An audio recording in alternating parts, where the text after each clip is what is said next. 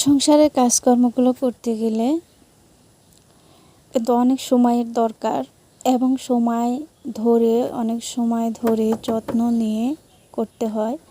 আর রান্নাটা যদি মনোযোগ দিয়ে কেউ করে তাহলে কিন্তু সে রান্নার স্বাদ দ্বিগুণ বেড়ে যায়। আসসালামু আলাইকুম। হ্যালো বন্ধুরা, কেমন আছেন সবাই? আশা করি সবাই অনেক বেশি ভালো আছেন, সুস্থ আছেন এবং নিরাপদে আছেন।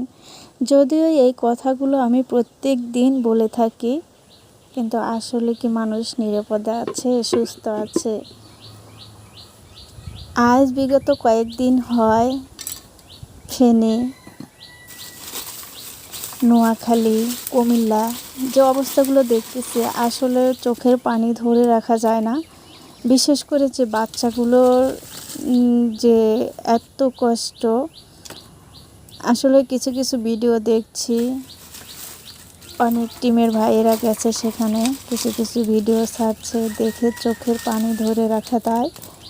এতটা কষ্ট, ওনারা খাবার পাচ্ছে না, বিশেষ করে খাবার তো দূরের কথা, তাদের একটু স্থান পর্যন্তও নেই, কেউ গলা পানির ভিতরে পড়ে আছে।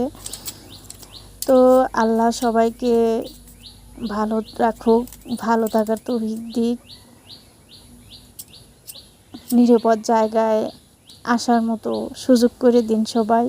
যারা গেছেন, আমার ভলেন্টিয়ার ভাইয়েরা যারা আছেন, সবাই মিলে যারা কর্মীরা আছে, কাজ করতেছে, আমি তাদেরকে বলবো যে আপনারা বিশেষ করে খাবারের থেকে যারা নিরাপদ আশ্রয় নেই তাদেরকে নিরাপদ আশ্রয়ে নিয়ে আসবেন। কারণ আশ্রয়টা হচ্ছে বড় জিনিস। আশ্রয় যখন হবে তখন কিন্তু খাবার এমনিতেই চলে আসবে। বা অনেকেই দেখতেছি, আর ঢাকাতে যে হারে দেখতেছি যেমন টাকা উঠছে, মানে এমন কোনো জিনিস নাই যে তারা দিচ্ছে না। আমরা যেহেতু অনেক দূরে, আমরা শুধু দোয়াই করতে পারতেছি দূর থেকে। তো দোয়া করি সবাই ভালো থাকুক, সুস্থ থাকুক। আবারও নতুন একটি দিনে গল্প কথা নিয়ে সাজিয়েছি আমি আমার আজকের ব্লগটি। থাকছে টুকিটাকি সাংসারিক কাজকর্ম এবং কিছু রান্নাবান্না। আশা করছি শুরু থেকে শেষ পর্যন্ত আমার সাথে থাকলে আপনাদের অনেক ভালো লাগবে। আপনি আমার ভিডিওতে ক্লিক করেছেন, তার মানে আপনি ব্লগ দেখতে ভালোবাসেন বা ব্লগ দেখতে আপনি ইন্টারেস্টিং। আপনাদের সুন্দর সুন্দর কমেন্ট আমাকে অনেক বেশি ইন্সপায়ার করে এবং আমি আপনাদের কমেন্টগুলো পড়লেই বেশ বুঝতে পারি কে আমাকে কতটুকু ভালোবাসেন। তো যারা আমাকে এত দূর পর্যন্ত নিয়ে এসেছেন, তাদের প্রতি রইল বিনম্র শ্রদ্ধা ও অন্তঃস্থল থেকে ভালোবাসা।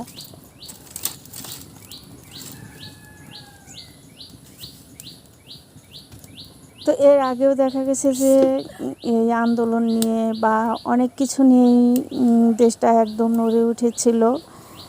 তো যার কারণে আর ভিডিও দেইনি, মানে মন খারাপ, ভালো লাগে নাই, ভিডিও দেইনি। তো এরপরে আবার আর একটা ঝড়, যে এরকম পানি, বন্যার পানি। আজ বিগত কয়েকদিন ভিডিও দেইনি আমি, হয়তো 3 থেকে 4 দিন হবে। তো আমি শুধু ওই ভিডিওগুলোই দেখে যাচ্ছি যে কি পরিমাণে তারা কষ্ট করতেছে, মানে জীবনের সাথে তারা কিভাবে যুদ্ধ করতেছে। তো মন খারাপ, যার কারণে আমি ভিডিও করি না বা দিই না।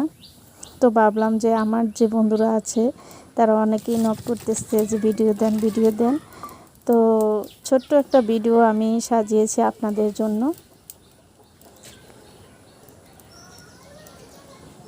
এই যে এখানে মোয়া, সবাই বলে মামার বাড়ির মোয়া, আর মুড়ি চানাচুর কিছু নিয়েছি, কারণ সকালবেলা রান্না করতে আসছি, রান্না করতে বেশ সময় কেটে যাবে। তা আলু আর ডিম চুলায় দিয়েছি, এই ফাঁকে ভাবতেছি একটু খাইয়ে নিতাম। তো হালকা পাতলা মুড়ি, মোয়া, চানাচুর খেয়ে নিয়েছি।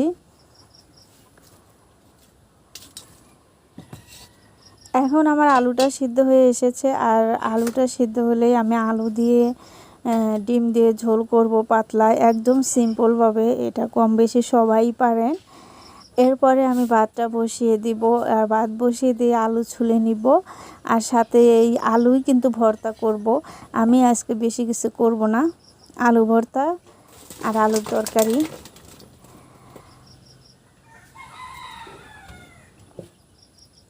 এখন ভাতটা বসিয়ে দিয়ে আমি যে আলুগুলো আছে আলুগুলো ছুলে নিব, ছুলে নিয়ে আস্তে আস্তে রান্না বাড়িটা করে নেব। তো এখনও যদি আমার সাথে কেউ থেকে থাকেন, লাইক দিতে ভুলে যায় থাকেন, প্লিজ একটা লাইক দিয়ে দিবেন। আপনার একটা লাইক আমার এই ভিডিও আরও 10 জনের কাছে পৌঁছায় দিবে। আর মাটির হাঁড়ি পাতিলে মাটির চুলাতে রান্না আপনাদের কাছে কেমন লাগে অবশ্যই জানাবেন। ছোট্ট একটা কমেন্ট করে জানাতে পারেন আমার এই ভিডিওর ভালো দিক এবং মন্দ দিক। যদি বেশি ভালো লেগে যায় তাহলে সাবস্ক্রাইব করে আমার ফ্যামিলির একজন হয়ে যাবেন। আর যারা অলরেডি সাবস্ক্রাইব করে দিয়েছেন তাদেরকে ধন্যবাদ দিয়ে ছোট করব না। আমার সাথেই থাকবেন, আমার পাশেই থাকবেন এবং আমাকে এভাবে সাপোর্ট করবেন, ভালোবাসা দিবেন। তো সবাই ভালো থাকবেন, সুস্থ থাকবেন। আল্লাহ হাফেজ।